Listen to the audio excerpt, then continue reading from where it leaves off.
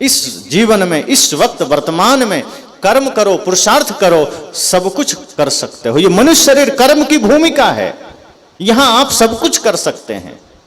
कर्म का लिखा हुआ भी मिट सकता है, किए गए पाप फल भी मिट सकता है, और ये इसी मनुष्य शरीर में हो सकता है। सांप से छुंदर में चले गए तो कुछ नहीं होगा, कुत्ता बिल्ली गाय गधा बैल में चले गए तो कुछ नहीं होगा, वहां सिर्फ फल भोगना है, समझना, वहां सिर्फ फल मिलेगा। जो कुछ भी आप कर सकते हैं इसी मनुष्य शरीर में कर सकते हैं। यहां अंगुलीमाल भी अपने कर्मों को मिटा करके, अपने पाप के फल को मिटा करके साधु बन गया। यही मनुष्य शरीर है भूमिका। यहां रत्नाकर जैसे दुर्धर्ष अत्याचारी भी अपने कर्म फल को मिटा करके सन्यासी बन गया, वाल्मीकि जैसे ऋषि बन गए। संत कहते हैं यही जीवन कर्म की भूमिका है। आप अपने भाग्य अगर गलत लिख चुके हैं तो उसे सही भी कर सकते हो, अगर आपके भाग्य में कुछ पाप आ गया है उसे भी ठीक कर सकते हो। क्यों? क्योंकि ये कर्म भूमिका है मनुष्य देह। ये मुक्ति पथ पर ले जाने के लिए मिला है, ये भक्ति के मार्ग में चलने के लिए मिला है, ये खेलने खाने के लिए नहीं मिला। ये मनुष्य जीवन मिला ही है भक्ति करने के लिए। अगर अब की चूके तो पता नहीं फिर कब मिलेगा मौका, कोई नहीं जानता। इसलिए ये मत सोचना कि ये जीवन हमें बस हंसने खेलने खाने के लिए मिला है। हंसी तो है नहीं, खेलना खाना रह गया, और खेल भी नहीं रहा। अब रिश्तों में खिलवाड़ शुरू हो गया, मित्रता में खिलवाड़ शुरू हो गया, माता पिता के साथ खिलवाड़ शुरू हो गया। साहब ने कहा ये भाग्यवाद भगवानवाद को छोड़ दो, पुरुषार्थवाद। और पुरुषार्थ अर्थात वह कर्म, वह अर्थ जो श्रेष्ठ है। पुरुषार्थ करो, मेहनत करो, कर्म करो, और जब पुरुषार्थ करेंगे तब परमार्थ भी होगा, तब धर्म भी होगा, तब सेवा भी होगी, तब जगत कल्याण भी होगा। और यही भाव लेकर हम सबको चलना है। सदगुरु कबीर ने यही भाव जागृत किया। तो सदगुरु कबीर को अगर मानते हैं, तथागत बुद्ध को मानते हैं, तो ये समझ लीजिए कि अहिंसा तो जीवन में होनी ही चाहिए। नशा तो बिल्कुल भी नहीं होनी चाहिए। किसी भी प्रकार के नशा करते हैं, संकल्प ले लीजिए कि जीवन थोड़ा है, नशा कर करके हम शरीर जो साधन मिला है हम इसे भी बर्बाद कर रहे हैं। सोचिए आपकी गाड़ी पेट्रोल की गाड़ी है, आप अपनी गाड़ी को पेट्रोल पंप पर ले जाते हैं तो क्या करते हैं? उसमें कहते हैं कि अच्छा चलो आज डीजल ही डाल दो। आप जानते हैं पेट्रोल की गाड़ी है, डीजल डालेंगे चलेगी ही नहीं। या टंकी में पेट्रोल ख़त्म हो गया तो पानी भरते हैं क्या? जानते इंजन खराब हो जाएगा। एक गाड़ी के लिए आपको इतना ख्याल है कि गाड़ी खराब ना हो जाए। इस शरीर तो उससे भी ज़्यादा कीमती है, इसमें तो जो देना है वही देना है। इसमें हम क्या क्या दिए चले जा रहे हैं। तंबाकू दे रहे हैं, तंबाकू देने के लिए शरीर है।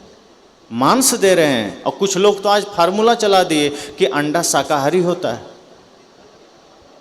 अब खाना है, जिह्वा लोलुपता है, तो अंडा को शाकाहारी बना दिए। अरे भाई, जिस अंडा से बच्चे का जन्म हो रहा है, शिशु, उसमें से प्राणी का जन्म हो रहा है, जिसमें रजबीर्ज है, रक्त है, वो शाकाहारी कैसे हो जाएगा? शाकाहारी वो चीजें हैं जो प्रकृति से मिलती है, अर्थात जड़ से मिलती है, जो पौधों से मिलती है, वो शाकाहारी है, जो स्वाभाविक मिलती है। और मांस खाने की योग्य चीजें नहीं है। मैं कहा करता हूं कि पहले राक्षस होते थे तो उसकी पहचान क्या थी? मदिरा पीता था, मांस खाता था, व्यभिचार करता था, धर्म का विरोध करता था, इंसानों को मारता था, इसलिए उसे राक्षस कहा गया। आज वही कर्म जो जो कर रहा है वही राक्षस है, दूसरा कौन? और अगर हम वही कर्म नहीं छोड़े तो हम राक्षस ही रह जाएंगे। इसलिए आज इंसान बनना है तो मांस, मछली, मदिरा, दारू, ताड़ी, शराब, यहाँ तक कि चाय भी छोड़ दीजिए। चाय में भी निकोटिन नाम का जहर होता है। मैं चर्चा किया करता हूँ, हालांकि इसमें से हमें लगता है 100% लोग तो नहीं, 99% चाय पीते होंगे। एक बचा देता हूँ, हो सकता है कोई एक आध ना पीते हो तो झूठ हो जाएगी मेरी बात। हाँ देखिए, एक सज्जन नहीं पीते। कौन कौन चाय नहीं पीते हैं? कितने लोग हैं? चलिए 3-4 लोग हैं, इसलिए मैं 99 ठीक ही कहा। तो चाय नहीं पीते हैं, बहुत अच्छी बात है। चूँकि अपना जो भारतवर्ष है ये चाय के अनुकूल ही नहीं है, लेकिन भारत में चाय जहर का कारण बन रहा है। और अंग्रेज आए तो चाय लेकर आए। सबसे चालाकी अंग्रेजों ने क्या किया, हमारे भारत वो आए तो हमारे यहाँ की जड़ी बूटी औषधियाँ सब ले गए और वो अपने यहाँ का कचरा यहाँ दे गए। इसलिए आज आदमी बाजार भी जाता है तो बहुत कम लोग होंगे जो गन्ने के जूस पीने के लिए निकलते होंगे, या बेल का शरबत पीते होंगे, या कोई पपीता शेक या चीकू शेक पीते होंगे, काढ़ा पीते होंगे। अधिकांश लोग निकलते हैं चलो कुछ ठंडा हो जाए, Coca Cola, Thums Up, Pepsi, Mirinda. अब वो पहुंच जाएंगे कुछ ठंडा हो जाए, उनको लगता है वाह हम कितने अच्छे लोग हैं, आधुनिक लोग हैं, हम कोका कोला पी रहे हैं। और कोई गन्ने का जूस पी रहा है तो वो उसको देखकर ऐसे हंसते हैं जैसे वो कितना बड़ा अपराध कर रहा है, जबकि वो नासमझ है जो कोका कोला पी रहा है। अगर कोई पीते हैं छोड़ दीजिए, वो टॉयलेट क्लीनर है और कुछ नहीं है, एसिड है वो। आप उससे शौचालय साफ करिए, बढ़िया साफ होगा, हार्पिक लाने की जरूरत नहीं है। अब आप उसे पेट में डाल रहे हैं, नुकसान करेगा, वो हमारे लिए जरूरत ही नहीं है। और दूसरी बात हम क्या कर रहे हैं, हम देशद्रोह भी कर रहे हैं। वो विदेशी कंपनियां हमारे यहाँ टॉयलेट क्लीनर बेच रही है, हम उसको पैसा भेज रहे हैं, और जो अपना बेचारा गरीब लोग गन्ना का जूस बेच रहा है, जो शरबत बेच रहा है, ठेला पर दिन रात मेहनत करके वहाँ गया है, बेच रहा है दिन भर धूप में, हम उससे ले लें, क्या दिक्कत है। मौसम्बी का जूस पीजिए, गन्ने का जूस पीजिए, शरीर भी स्वस्थ रहेगा, मन भी स्वस्थ रहेगा। लेकिन हम उससे नहीं लेते हैं, हम वहाँ चले जाते हैं। इसलिए हमारा किसान आज भी गरीब है। ये कोका कोला, पेप्सी और शराब बेचने वाला देखिए बिल्डिंगें खड़ा कर लेता है, दूध बेचने वाला डिब्बा में लेके घर घर बेचता है, तब भी गरीब है। ये शराब बेचने वाला किसी कोने में जंगल में दुकान खोल देता, अमीर बन जाता है। दूध 60 रुपये लीटर हो गया तो आदमी कहता है बड़ा महंगा हो गया, नहीं पी सकते। और शराब 500 रुपये लीटर भी हो जाएगा, 1000 रुपये, तो आदमी पीने चला जाता है। एक गरीब आदमी कहता है गुरुजी क्या करें, हम बड़े गरीब आदमी हैं, बच्चे को पढ़ा नहीं सकते, सत्संग नहीं करा सकते। पत्नी ने कहा ये रोज शराब पीता है। मैंने कहा रोज शराब पीते हो तो गरीबी कहाँ चली गई, शराब पीने में तुम गरीब नहीं हो, लेकिन बच्चे को पढ़ाने में गरीबी सामने आ गई, सत्संग करने में गरीबी सामने आ गई, दूध पीने में गरीबी सामने आ गई। जो चीजें आपके जीवन को दिशा दे सकती है, आपको आदर्शवान बना सकती है, वो चीजें लेने में आप गरीब हो गए। तो हम सब ये कोशिश नहीं करते हैं। मैंने कहा कि जीवन में संकल्प लीजिए कि नशा दुर्व्यसन नहीं करना है, चाय उसमें आता है, ये भी नशा है। और ये मत सोचिए किसी के घर जाएंगे चाय पीने कहेगा तो क्या होगा, मत पीजिए, दोबारा जाइएगा वो पिलाएंगे ही नहीं। आप कहिए हमको पानी पिला दीजिए, हमको चाय के जगह में काढ़ा बना के दे दीजिए, शरबत दे दीजिए, चाय मत दीजिए। चाय से सबसे बड़ी समस्या क्या होती है, आपका पाचन तंत्र बिगड़ रहा है। और आज हमारे भारतवर्ष में लगभग लोग पेट का रोगी है। मैं चाय छोड़ने की सलाह क्यों दे रहा हूं, क्योंकि आपका लाखों रुपया स्वास्थ्य पर जा रहा है और उसका मूल कारण चाय है। आप पेट के मरीज बन रहे हैं। निकोटिन नाम का जहर है जो आपके ब्लड को डैमेज कर रहा है, और चाय आपके पेट में कब्ज पैदा कर रहा है। और आयुर्वेद कहता है अगर पेट में कब्ज पैदा हो जाए तो लगभग 103 प्रकार की बीमारी उतर आती। इसमें से असमय में बाल सफेद होना, चर्म रोग का होना, ब्लड प्रेशर होना, शुगर का होना, अन्य तमाम प्रकार की बीमारियां, जोड़ों में दर्द होना, घुटन, मांसपेशियों में खिंचाव होना, आँखों की रोशनी जाना, तमाम प्रकार की बीमारियां पैदा होती है। फिर हम डॉक्टर का चक्कर लगाते, फिर हर व्यक्ति का घर छोटा सा मेडिकल हॉल बन जाता है। फिर आप छोटी छोटी दवाइयाँ रखते, सुबह उठते हैं दवाइयों से शुरुआत होती, रात सोते सोते दवाइयों से अंत होती। बहुत सारा पैसा आपका फिर स्वास्थ्य में चला जाता है। चाय में तो पैसा गया ही, साथ साथ स्वास्थ्य भी गया। इसी को कहते हैं खरीद की बीमारी लेना। कहीं बीमारी बिक रही हो और कोई आदमी कहे हमको भी दे दो 2-4 बीमारी, ठीक नहीं लगता, स्वस्थ ठीक नहीं लगते, थोड़ा खरीद लेते हैं। यही हुआ, चाय पीना मतलब बीमारी खरीदना, कोका कोला पीना मतलब बीमारी खरीदना। ये पिज्ज़ा, बर्गर, चाउमीन जो भी लोग खाते हैं सावधान हो जाइए, मोमोज खाने वाले, ये सब स्ट्रीट फूड है। ये जहर और आपके शरीर में कैंसर के अलावा कुछ नहीं ला सकता। ये सब बहुत गंदा चीज़ें हैं। आप खाना है, घर में शुद्ध ताज़ा रोटी बना के खाइए, इससे शुद्ध कुछ भी नहीं है। बाजार जाइए, फल फ्रूट खाइए, जूस पीजिए, शरबत पीजिए। तो मैंने कहा कि सदगुरु कबीर कहते हैं जीवन को नशा मुक्त करिए, तो ये सब नशा में ही आता है, दुर्व्यसन में ही आता है। और ये अंडा कोई शाकाहारी नहीं है। सोचने वाला भी मांसाहारी हो जाता है जो कहता है शाकाहारी। सोचिए, इतना घटिया चीज है।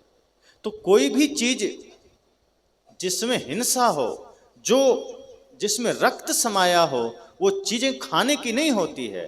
खाने के लिए इतनी चीजें प्रकृति में मौजूद है, दूध, दही, घी, मक्खन, मलाई, चावल, आटा, गेहूं, दाल, फल, फ्रूट, क्या कमी है? खाइए भर पेट। लेकिन आदमी मांसाहार के पीछे भाग रहा है। कई लोग कहते हैं मांस में बड़ा प्रोटीन छिपा है, इसलिए खाते हैं। तो हमारा जितने लोग शाकाहारी हैं वो लोग तो कोई मांस नहीं खाते, तो क्या सब लोग में प्रोटीन की कमी हो गई क्या? हम लोगों में प्रोटीन की कमी है क्या? हम लोग कोई नशा, कोई दुर्व्यसन कुछ भी नहीं करते, कहाँ कोई प्रोटीन की कमी है? भगवान कृष्ण को ही ले लीजिए, मक्खन खाने वाला, दूध दही खाने वाला, और कंस था भैंसा खाने वाला। अब सोचिए, वो भगवान कृष्ण बचपन में ही पटक पटक के कंस का पूरा पाठ पुर्जा अलग कर दिए, मक्खन खा खा करके। तो किनके शरीर में ज्यादा पावर है? हनुमान जी को देखिए, हनुमान जी शुद्ध शाकाहारी वैष्णव बाल ब्रह्मचारी हैं, कुछ नहीं खाते हैं फालतू चीजें। और शरीर में बल कितना है? अतुलित बल धामा। बड़े बड़े राक्षस जो भैंसा मुर्गा खाने वाला, आदमी तक को चबा जाने वाला, एक मुक्का में सब कहाँ फेंका जाए कोई ठिकाना नहीं। तो ये उनके आदर्श हैं। इसका मतलब ये नहीं कि हम कल्पनाओं में जिएं, लेकिन हम अपने महापुरुषों को जानें कि उनका जीवन शुद्ध शाकाहारी वैष्णव है। तो सदगुरु कबीर कहते हैं नशा से दूर रहिए, खान पान सही रखिए। अगर सच्चे अर्थ में आप अपने अपने महापुरुषों को मानते हैं तो सबसे पहले मांसाहार का त्याग, नशा का त्याग, दुर्व्यसन का त्याग, उसके बाद जो सूक्ष्म विकार हैं वो है नफरत। किसी से नफरत है उसका त्याग करिए, किसी से घृणा है उसका त्याग करिए। अगर आप सदगुरु कबीर की वाणी को जीवन में उतार पाते हैं तो समझिए कि आप भी स्वयं तत्वमसि, जो वेद के ऋषियों ने कहा। जब किसी ने कहा आप कौन हैं, तो वेद ने कहा अहं ब्रह्मास्मि, मैं ही ब्रह्म हूँ। तो लोगों ने कहा फिर हम लोग कौन हैं? तो वेद के ऋषियों ने कहा तत्वमसि, तुम भी ब्रह्म हो, तुम भी अलग नहीं हो। तो तुम भी ब्रह्म हो कैसे? कैसे ब्रह्म है? तो ब्रह्म तभी है जब छल कपट घृणा नफरत द्वेष मन से निकल जाए, सबके प्रति प्रेम का भाव हो, सबके प्रति समता का भाव हो, आपका जीवन पूर्ण शुद्ध शाकाहारी वैष्णव हो। तो सदगुरु भी कहते हैं कि आप सभी भगवान हैं, कोई दूसरा नहीं है। इसलिए मैंने कहा कि सदगुरु कबीर बड़े निडर होकर के, निर्भीक होकर के अपनी बातें उस वक्त कहे थे, डरे किसी से नहीं।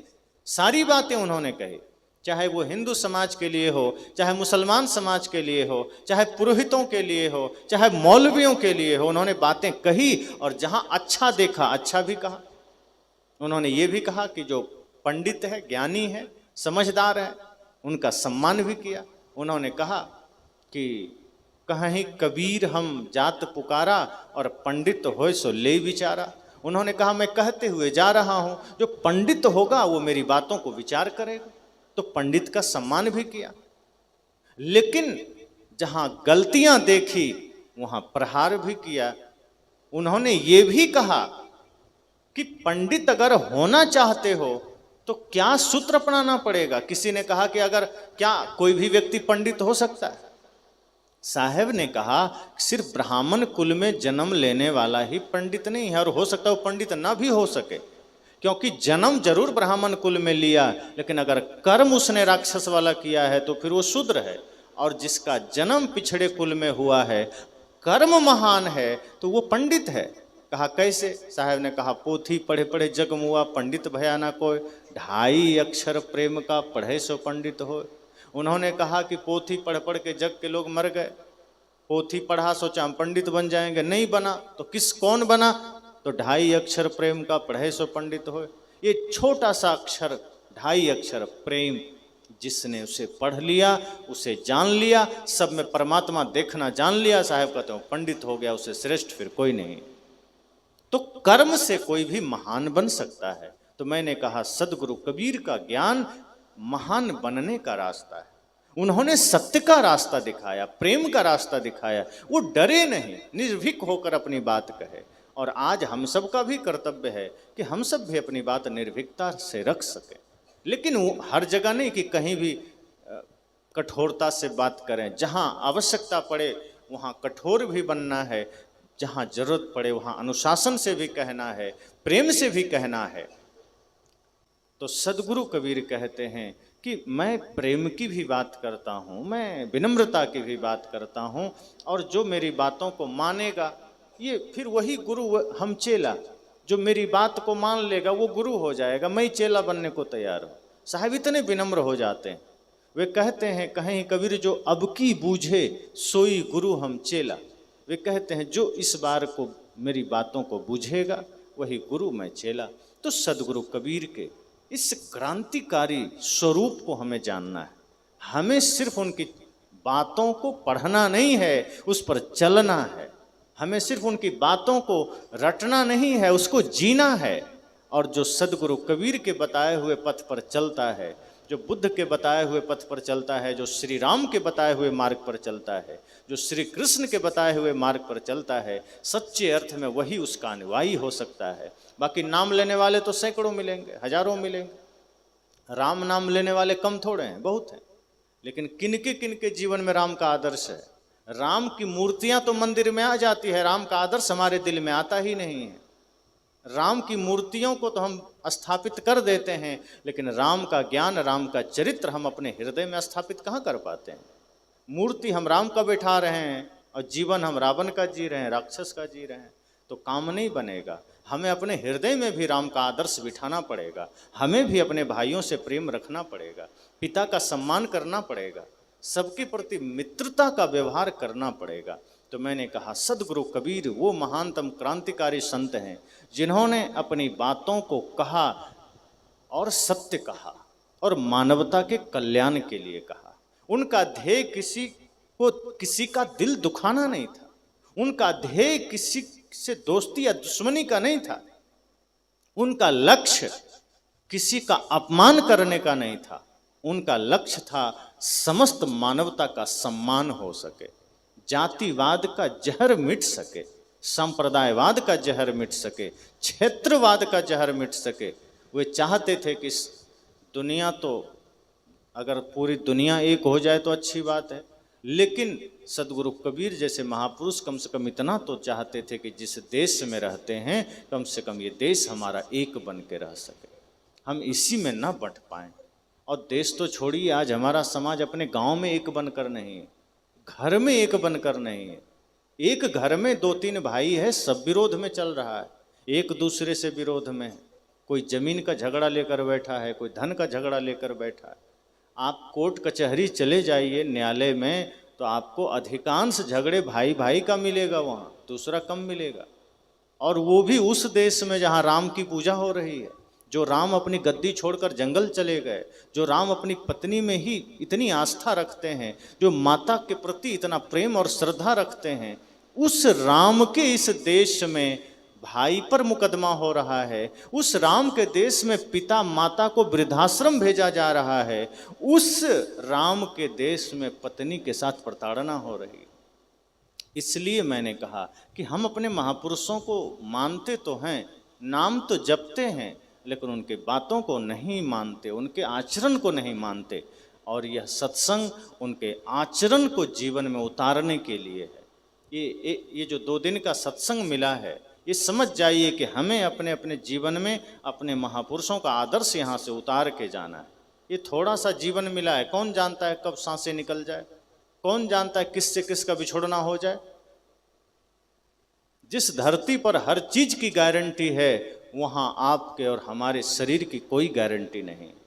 और अगर किसी ने कोई गारंटी कार्ड लाया हो जन्म से तो बता दे, कोई प्रमाण पत्र है क्या? मोबाइल से लेकर साउंड बॉक्स और मकान पंखा सब का वारंटी मिल जाता है, पर जो इन चीज़ों को बनाने वाला इंसान है उसी की कोई गारंटी नहीं। आपकी बनाई हुई चीज़ों की वारंटी आपने तय कर दी, पर स्वयं के शरीर की कोई गारंटी नहीं है। कब छूट जाए कोई नहीं जानता। तो जो शरीर कभी भी साथ छोड़ सकता है, उस शरीर से पाप करने से अच्छा है पुण्य की कमाई करो। क्या पता कब मृत्यु आ जाए, और आएगा तो क्या मौका देगा। मृत्यु जब आ जाएगी तो आप कितना भी हाथ जोड़ेंगे कि अब तक तो हमने जीवन को लगा दिया संसार में, थोड़ा मौका दे दो, भजन कर लें।